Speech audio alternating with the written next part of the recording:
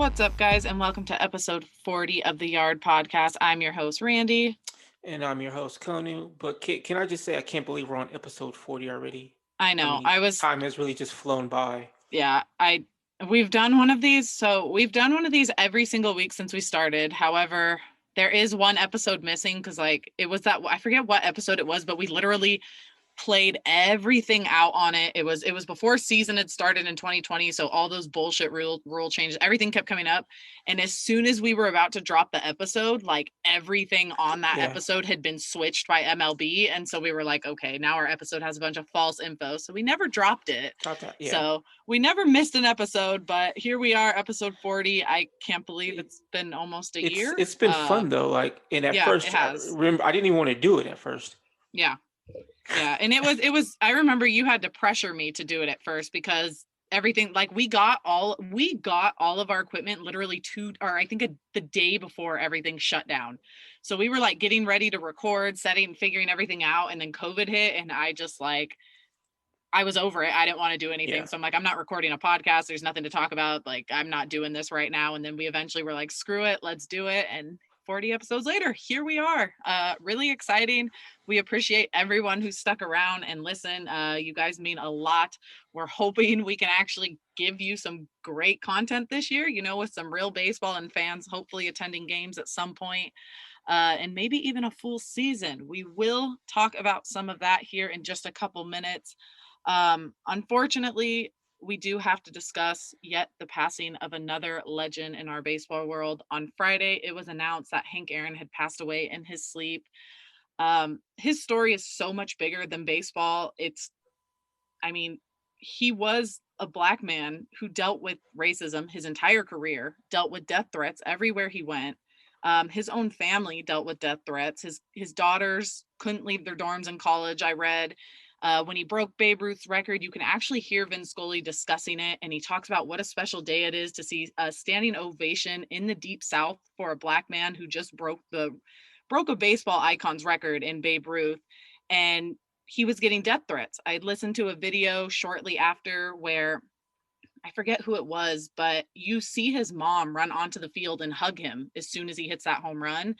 And the person who was talking about that video had actually said that his mom said she ran onto the field and hugged him the way that she did because she was worried someone was going to pull out a gun and kill him. And if they were going to shoot him at the game, they were going to have to take her first. That was John Miller.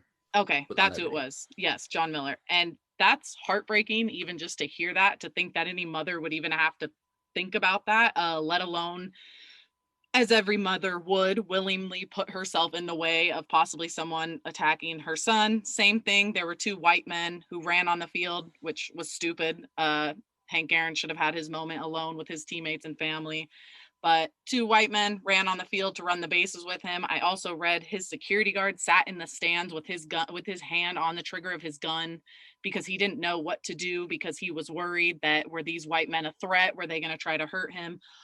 All of this kind of stuff. I feel like baseball doesn't talk about it enough. I myself don't do a good enough job learning about the history of baseball, just baseball in general.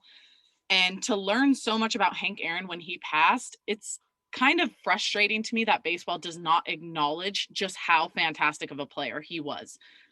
He was a way even better human being, which I feel like we're learning more about now that they're talking about it. But what Hank Aaron did in the baseball world, on the field, off the field, everything was incredible. We saw him go and get the COVID vaccine not too long ago because he wanted to show people it was safe.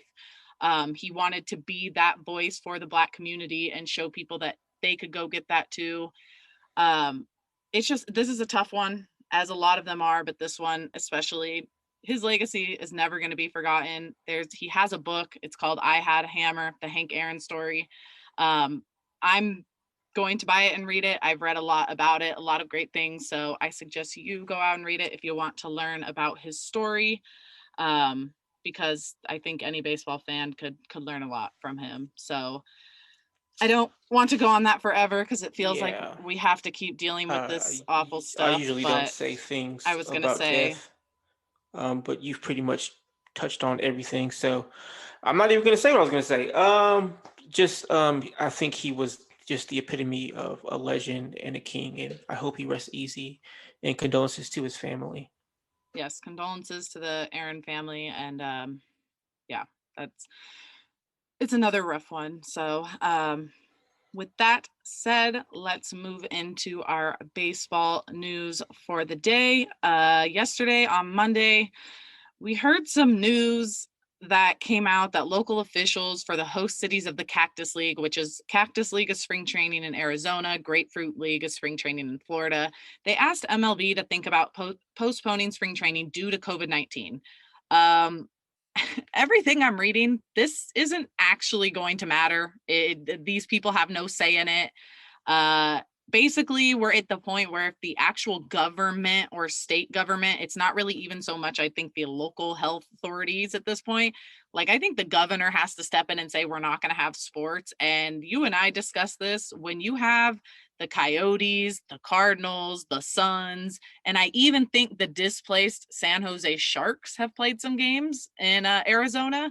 When you have all of these sports playing in Arizona, good luck telling baseball players you're not going to play, but all these other sports are. I just don't think it's going to happen. The players lost a ton of money last year, as did the owners, but I don't really care all that much. Players Union lost a ton of money last year, so they want their full 162 games, and MLB cannot say no to a full 162 game season unless the players union allows them to. So with all of this mess going on as of now, it's play ball on February 27th against the Cubs for the Dodgers. I don't really know what's going to happen. We don't know if fans can go to games. The Cardinals and Marlins have both announced they will start selling spring training tickets next week. No team has sold tickets as of yet. So I don't know if you really have thoughts on this. It's insane that baseball can't get it together, that baseball has such a lack of communication between both sides. I don't want to put the players at fault. Obviously, both sides have to work together, but I think the owners kind of go out of their way to make things a little bit more not even a little bit, a lot more complicated. But I don't know. I guess I'm just seeing if you have any different thoughts on this than I do, or if we're kind of just still all at the same place. Everything I was thinking, you pretty much said again. So yeah, no, I don't got nothing. Yeah. So I mean, I guess there's really not much to say then. I don't know. We're stuck at this place where it's like, oh, they're being told to do this, and no one actually knows if that's going to happen. Are players going to hold back from spring training? We don't know. It's freaking January 26th. And what was it? 2 days ago, I sent you a countdown, the very first countdown that we've seen on Twitter, on Instagram. Like, no team is doing a countdown to pitchers and catchers reporting. But ironically enough, the MLB Players Association account tweeted 25 more days until pitchers and catchers report, which is hilarious because MLB Players Association doesn't care what the rest of the league is saying. No. And it was even more funny because just like the day prior, 2 days prior, I had said there's not even a countdown. So I think you're right, that is going to get pushed back. And then sure enough, the Players Association was like, nope, we got 25 days. Yeah, it just shows what a mess MLB is and everything that they have going. So they don't want to deal with man fraud, and I mean, I get it. Yeah, no, and I mean, I can't blame the players. As unsafe as it is for them to go out and play, how are you going to tell them no, you can't play when every other major sports league is? Like, I can't. It's not fair. So yeah, I mean, not to mention Arizona and Florida are two of the worst states, I think, in the US right now when it comes to COVID. So I don't think that is changing. I don't think their governors are all of a sudden going to care almost a year into this. So the hypocrisy was funny from was it the governor? It was a mayor of Glendale. Yeah. I thought that was hilarious, and Jeff Passan called him out on it, and it was pretty funny. Yeah, so the mayor of Glendale said they didn't want to have them playing there, yet they're having like the Phoenix Suns play right down the street from there. So the whole thing's ironic. It's funny. It's just they're pretending. I've watched Coyote games, and the stands are, I mean, they're not fully packed, but there's a good amount of people in there. So I'm just like, okay. Yeah, they have Right, no bar baseball. they have bars open, so it's it's not gonna matter. They're gonna I think it's because there's so many teams going to Arizona though. That might be the issue. It is, but yeah, there is that issue. Whereas for hockey, it's just or basketball, it's just one other team. Sure, but if you really care, then just say no That's fans are true. Yeah. allowed and leave it at Yeah. that. Like you can have the Yeah. games, just say no fans are coming because then because that is fair because with spring training, you're going to have people traveling from all over the country, especially fans who aren't even big baseball fans and just want an excuse to go see a sporting event. Yeah. So, you're going to have people traveling everywhere to go to spring training. So, if they don't want that, if that's their issue, then just say no fans. You don't need to cancel games, just don't have fans at the games. Start there. Um, so hey, baseball, I think we're happening. But if we are Until the happening, players say otherwise. Yeah. yeah, if we are happening, expect for the players to report around like February 15th, February 16th. That's about the same time as usual. That's position players. Pitchers are usually about 7 days prior to that. So I would say within the next 7 to 10 days, maybe we'll see pictures of players showing up at Camelback Ranch. I am very interested in who's going to be invited to camp though, especially like for minor leaguers. Like player wise. Well, Like, yeah, is Beater going to be invited? Is Miller going to be invited? Ryan Pepio, will he be I would invited? imagine Miller is that. I don't think that dude has been away from LA since he's been drafted. Is what it looks like on Instagram. I I think will they're say, keeping him I very know close. that game didn't matter, but that inter-squad game they had during the season, um, yeah, really liked what he brought fire and passion to an exhibition game. Yeah, It was amazing. He pitched really well, and I cannot wait for him to be number 2 behind Bueller. yeah, I think he'll be. We'll see him. I'm not saying we'll see him at the big league level in Oh, not anytime 2021. soon. Yeah, no. But we might see him get some a good couple innings come spring training, meaningful innings, just to see what he can do when the other guys don't need to throw yet. So I'm interested to see that too. That's really the biggest thing with this whole miscommunication is I just want to know what to look forward to. If they're going to push it back a month, fine, push it back a month, but just give me a date. This whole we're going to do everything like we did in 2020, where we're going to make you wait a week or two and then tell players, hey, you have a day to report. Camp starts in 5 days. You have 2 days to be there type thing. Like, just give me a date so everyone can start like looking forward to stuff. Players can get ready, which is the most important thing here is they need to get their bodies ready because we saw a ton of injuries last year. So just give us a date. And If not you're even not, just injuries, just them getting into a flow. There's a lot of players, really good players, who struggled just because of the off and on well, thing yeah. And when you have happening. Yeah. a 2 month season, like how much time are you really giving them a chance to? The first month would have been spring training because they only got like 3. I think it was like 3 or 4 games against other teams.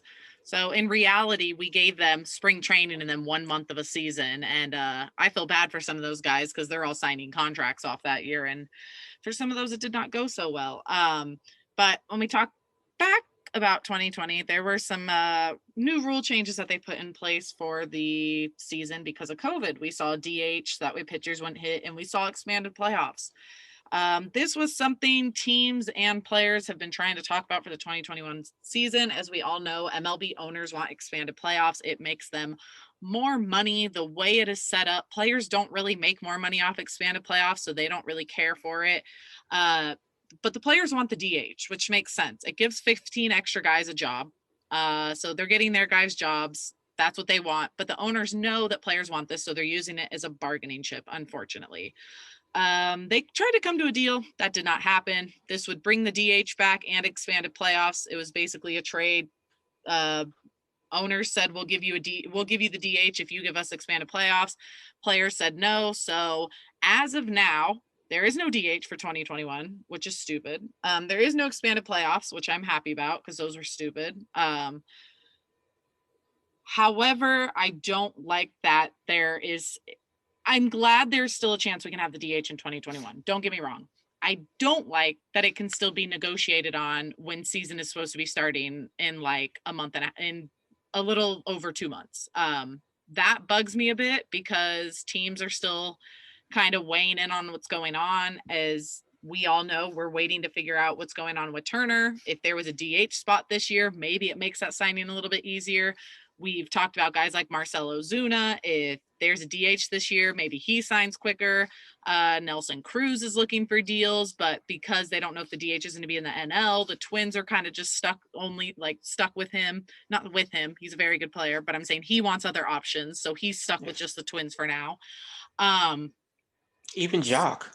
Yeah, even Jock getting screwed out of this, who could be we all know he's a DH guy. He can play defense, but he's a DH guy for the most part. So this sucks. It makes no sense. Yeah, We're constant. It's tiring. I'm exhausted. So I think I've been on the record saying that I didn't like the DH, but some point during the season, I realized how much I truly just despise watching pitchers hit. For me, it's painful. It's not fun, and I don't care to see 30 awful at bats just for one random single or waiting even longer for a big moment like a Kershaw or Ryu home run moment. So DH I desperately want back.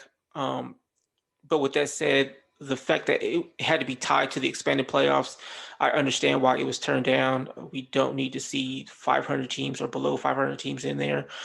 We don't need to watch the Brewers sneak in because they're ass. There's no other way to put it. The Central is bad, besides what the Reds were decent, but what the Cubs and the Brewers and the Cardinals weren't all that great. So we don't need to see all those teams in the playoffs. Like I get why they're doing it. It's obviously, like you mentioned, it's for money purposes. It just doesn't make any sense. But like, so I keep seeing people say like, in theory, like such and such would like these things would happen. It's like in theory, it sounds good, like to get the idea of teams to go for it more, make big trades or things of that nature. But I don't think MLB would do that just because MLB owners especially are notoriously cheap. Like it works in the NBA because those teams will go out and try to get the 8th seed. I've seen it plenty of times where some random team in the 9th or 10th seed will go trade for somebody to move up to the 8th seed just to get their ass kicked in the first round by the number 1 seed. At least they're trying. All the transactions and trades and signings, they're fun. It's exciting. But I have a hard time seeing baseball be able to do it as well as basketball does. Yeah. It's just the owners, I don't think, care about winning, and they're not going to spend their money if they don't have to. So it just doesn't seem like a good idea to go to expanded playoffs. If owners actually seem to care more about winning, you would have then it would be different. But when you have those lower level teams like the Brewers knowing, hey, we're just on the cusp, we could probably get in because the NL Central is horrible. Why spend the money? I think that's why the Reds haven't made any trades. They don't have to. That's how because they're so bad. There was all this talk about trading Suarez or Gray or Castillo, but they don't have to because at current point they're probably the best team in the Central. They don't need to make any moves at all. Yeah. So it's the way baseball does it. It's a mess. It's unfortunate. Good news. Depends how good a news you take this, is we should see a new collective bargaining agreement after 2021. However, the only issue that comes with that is do not put it past the players to potentially strike. That's the only downfall. I think a new CBA will be great. I think it'll get us past a lot of this BS in the future. However, I think getting there could be a little bit messy. But when we get there, we shall talk about it. Let's get into the actual Dodger news now. Really quickly, first and foremost, need to give a congratulations to Brusdar and Allison on their marriage on Friday. Yet another Dodger couple ties the knot and adds his second ring within the last few months. So congratulations to them. Dodgers monitoring the market for free agent pitcher Trevor Bauer. Passan had tweeted out the other day that the Dodgers were monitoring the market for Trevor Bauer. This isn't surprising at all. The Dodgers are going to be in on every person, no matter what, even if they aren't showing real interest. You also just have to remember their name brings a lot of attention to any player, brings more money to any player. So even if they're not showing direct interest, an agent might throw their name out there, whatever the case may be. It sounds like the Dodgers are really only expected to be in on him if it's a short-term high AAV scenario, which obviously makes sense for the Dodgers. I don't think they're going to do anything long-term. It's not any real news, but like I said, it does bring the Dodgers name back into conversations when Yeah, I just don't think it's necessary. I think so. I've brought this up to you, I believe, sometime last week, but I feel like we've talked about him enough. I'm honestly, I'm over it. I even texted you like I feel like he's a goddamn Kardashian. I'm sick of hearing about him. I don't care what he does. I'm just gonna ignore it, even if he's with the Dodgers. I'm just at the point where I don't care anymore. Like I know he does a lot of things that piss people off, but it's like people like him talk about him, people that don't like him talk about him, and I'm just sitting here like I really don't care either way. Just go away. I'm tired of hearing about it. Well, if you're tired of hearing about it, you might get your hopes soon because the Mets seem to be the only team actually showing interest in him and have Well, I saw possibly something that said the made an Jays and the offer. Angels were the top teams Well, they may have made an from offer, an the agent. Mets, according to Right. John Heyman and Mark Feinstein from MLB. John Heyman. Yeah, but Mark Feinstein followed it up. That's the only reason why. That's the only reason why I'm bringing it up. So they are expected to have made him an offer. Apparently, sounds like it. Who knows? We don't actually know if any of this is real. We've seen writers screw up a lot of this stuff in the last few weeks.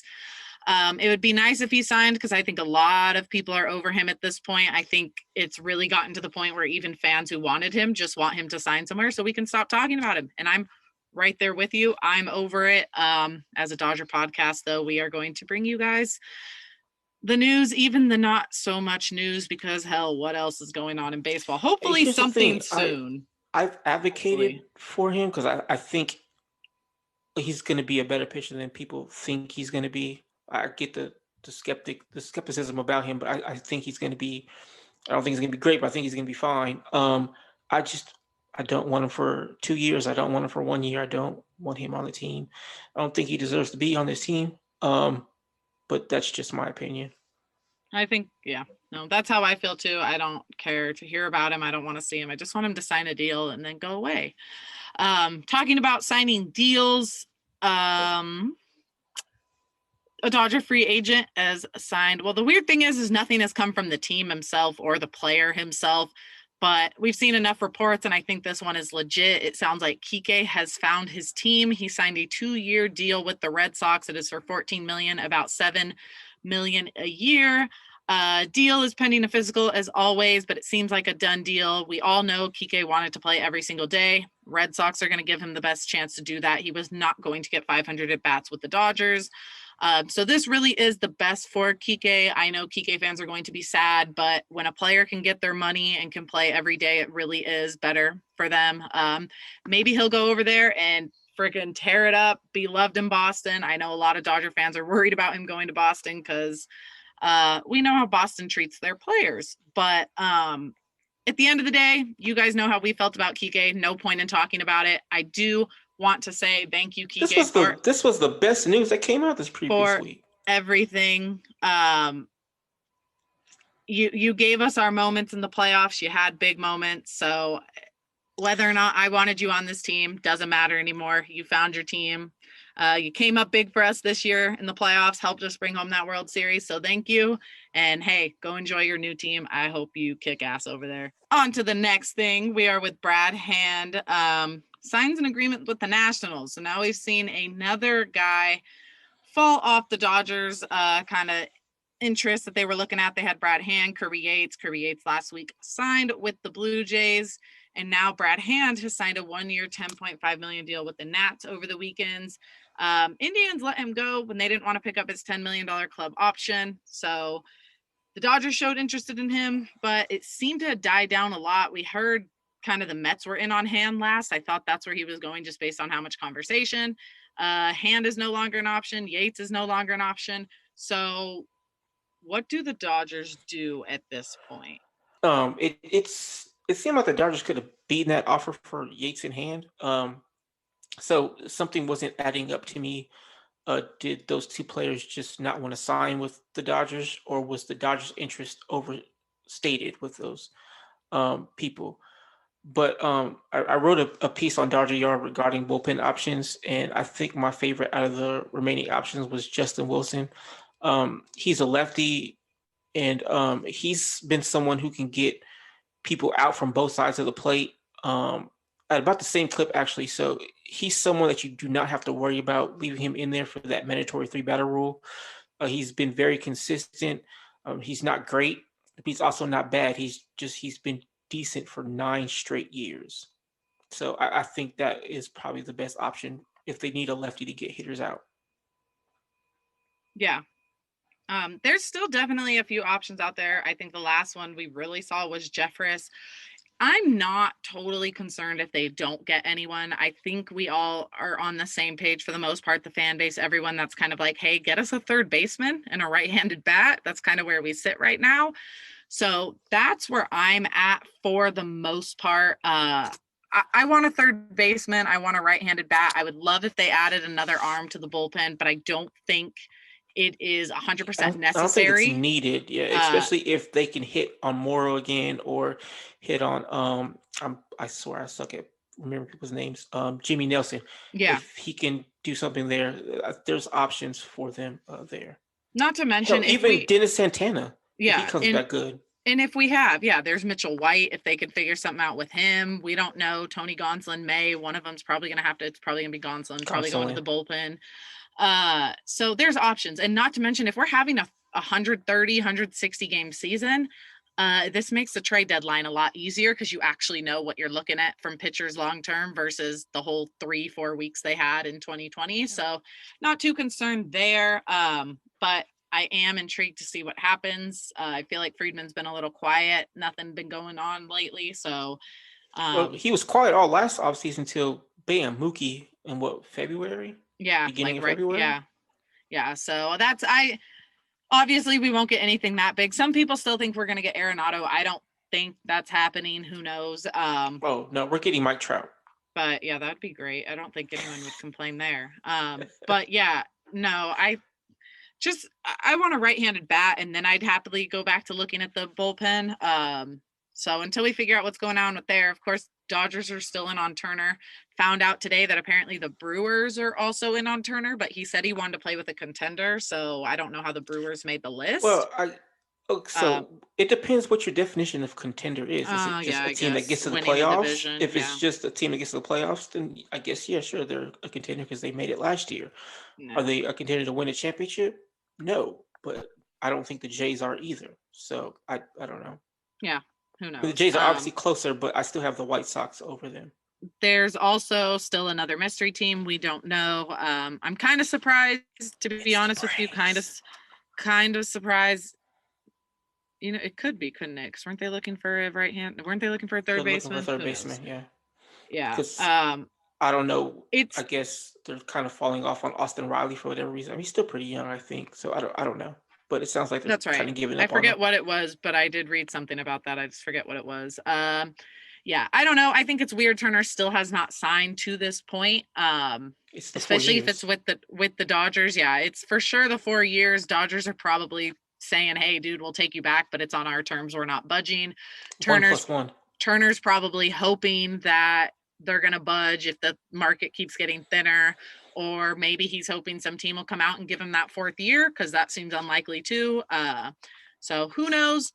Only a couple more things here under the Dodgers news. So we just got some quick prospect stuff. Nothing really to go over too much because we've talked to you guys about these guys a lot. But the top 10 lists for catchers, second base, and third base have come out. The Dodgers have guys on all of those. Kyber Ruiz came in at number 10. He's fallen off a little bit, as we've seen, unfortunately. I thought he was 5th. Did I say 10? Yeah. Sorry, 5th. I was reading the 10 in the sentence. He came in 5th. He's fallen off a tiny bit, mostly because he got injured in 2019. He hurt his finger. I think broke his finger like that last few weeks of season. Didn't get to play.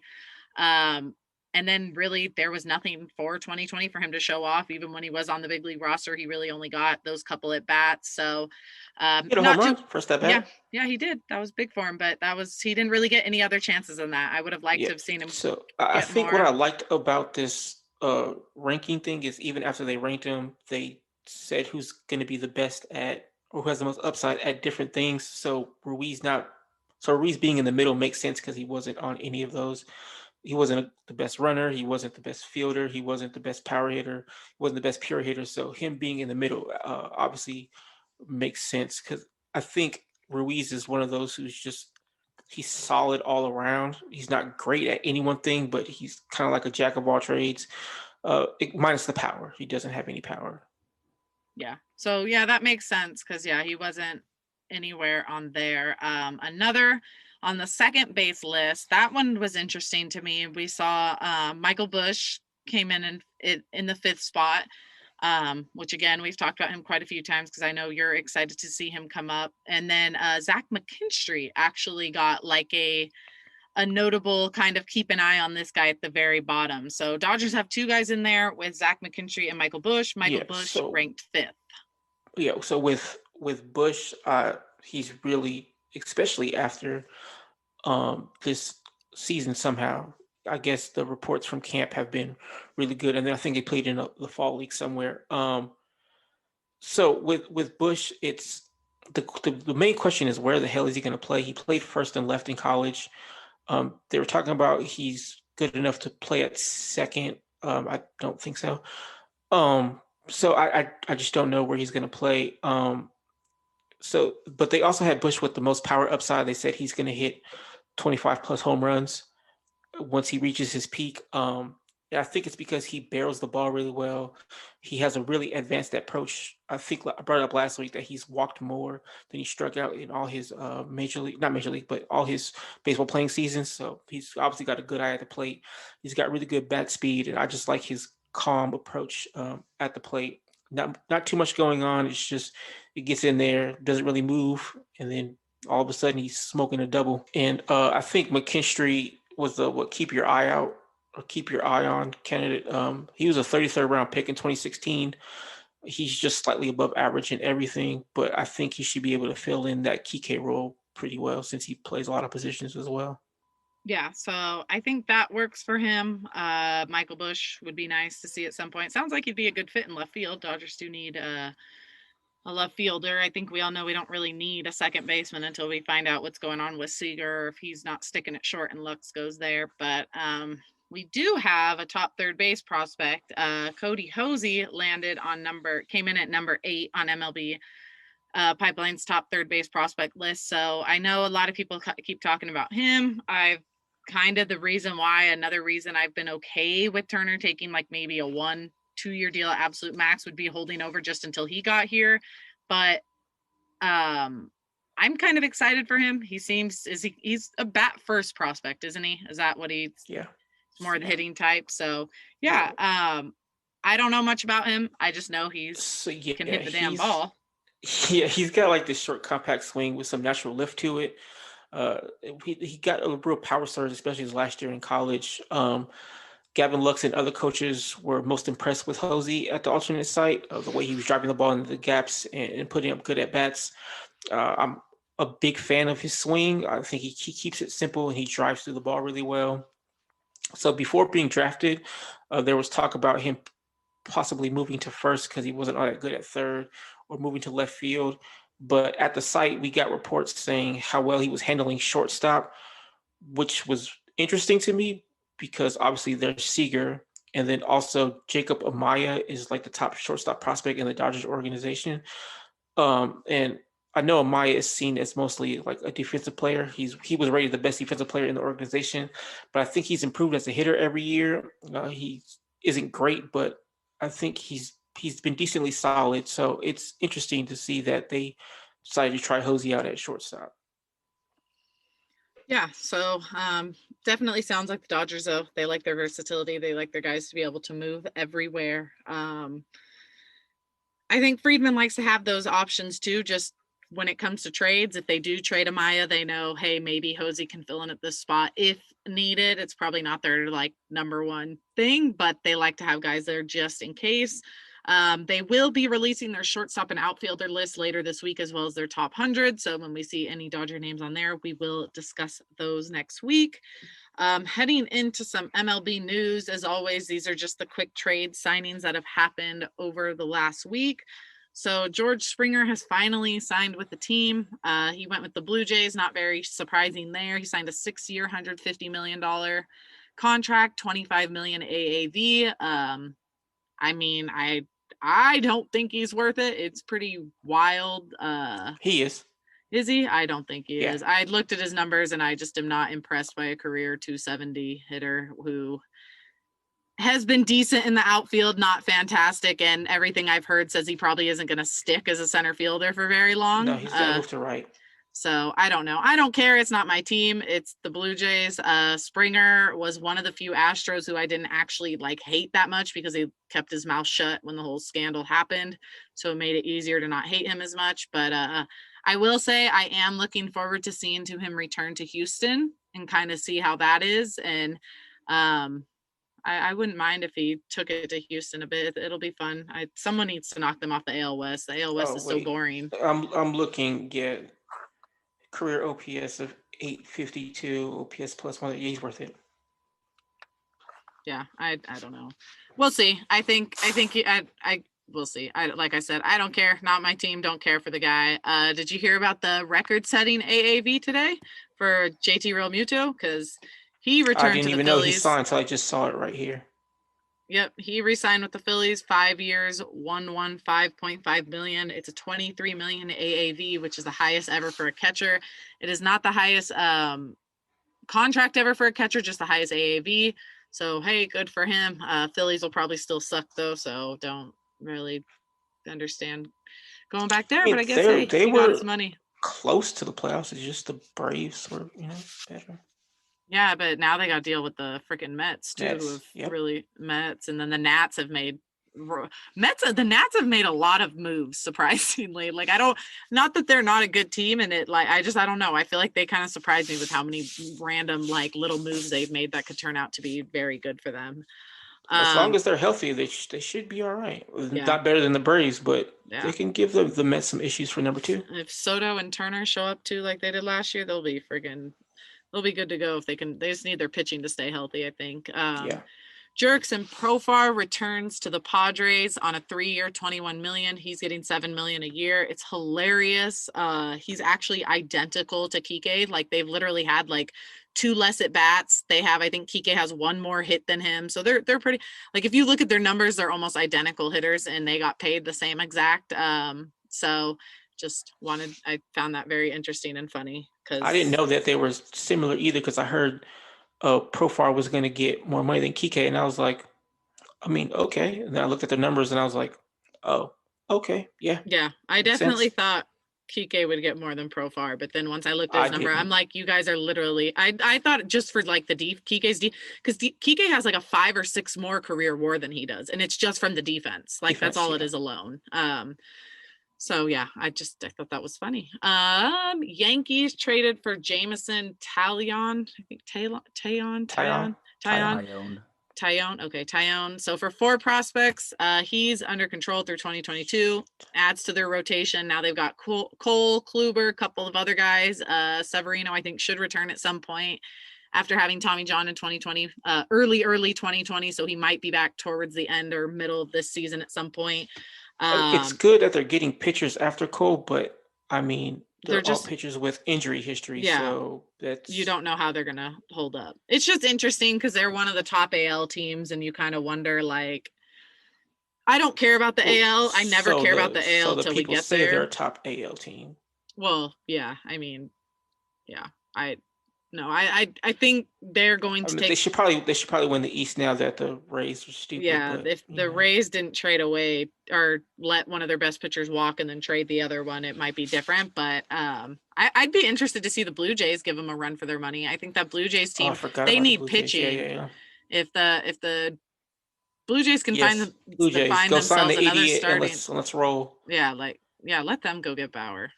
Let Bauer go to a team like that because the Blue Jays always disappear. Nobody talks about them. So Bauer can disappear with them. On the Yankees, they actually made a trade with the Red Sox, which seems very weird. Weird. Not to mention just the fact that this trade alone is funny because you had texted me the night prior to this trade happening saying it won't happen, but what if the Dodgers looked at Ottavino?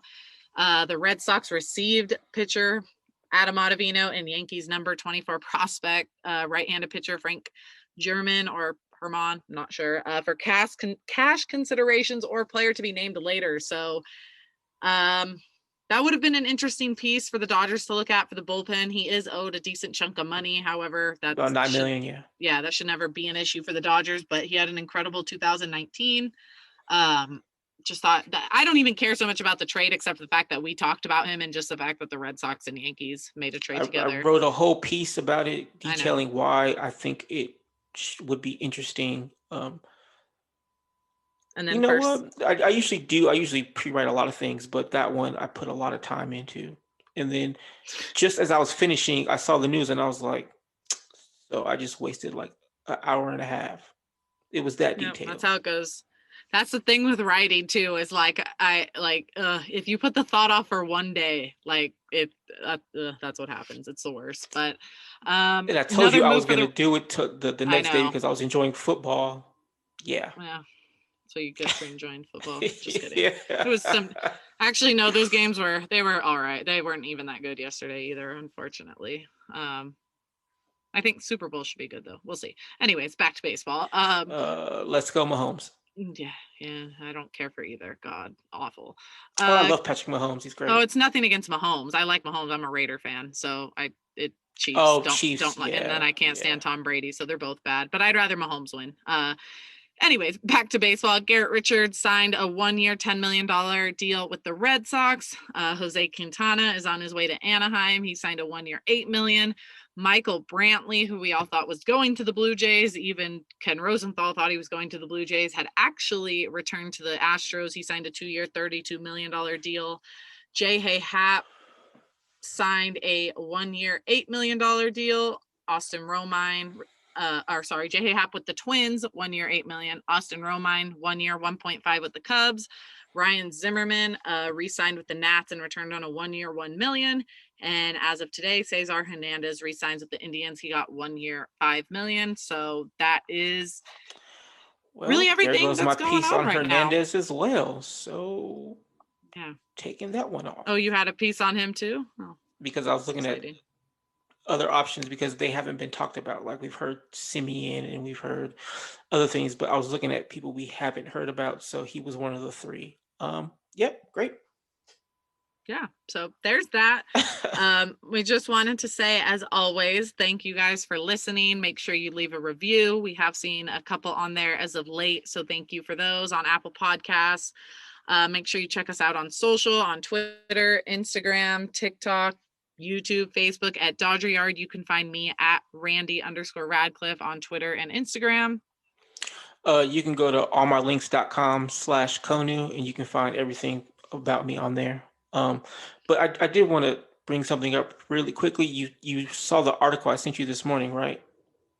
I thought it was interesting how Mike Petriello, very smart, was saying or was showing us how well the season was weird for for a lot of players, obviously, but like players like Peterson and Simeon who struggled during the season were really getting together in the playoffs. So we shouldn't hold that small sample size against them. I agree. Yeah, I know. And I was glad to see Simeon on there, so you guys can, hello. That's where you were going with that, Simeon. So, see, because it's expected with Jock. Let's be honest. Jock always shows up in October. Yeah. Always. Yeah, Jock does. I'm gonna miss that come October. I will say that. There's no way he returns to the Dodgers. So I was talking to my dad, and he was saying that he's sad to see players go just because they've won a championship, and even if they're not all that great, it's just they were here thing. Obviously, I'm not sad to see Kiké go, but Jock was frustrating as hell to me just because he beat 10 for 15 and then go 1 for 26.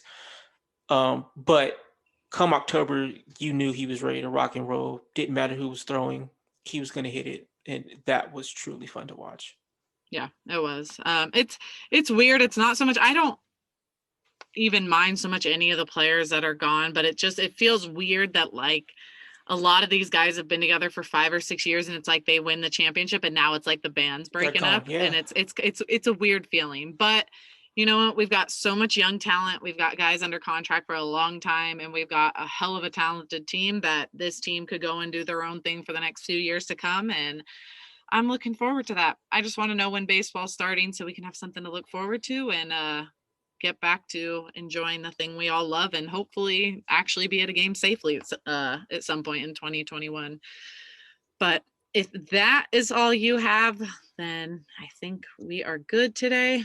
As always, we hope you guys enjoy the rest of your morning, night, afternoon, weekend, whenever you listen to this.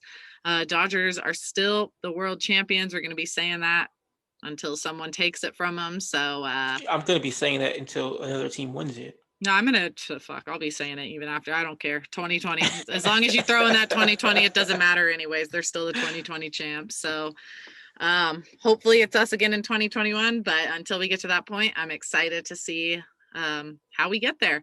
So thank you guys for tuning in, and we will catch you next week. Bye guys. See you later, guys.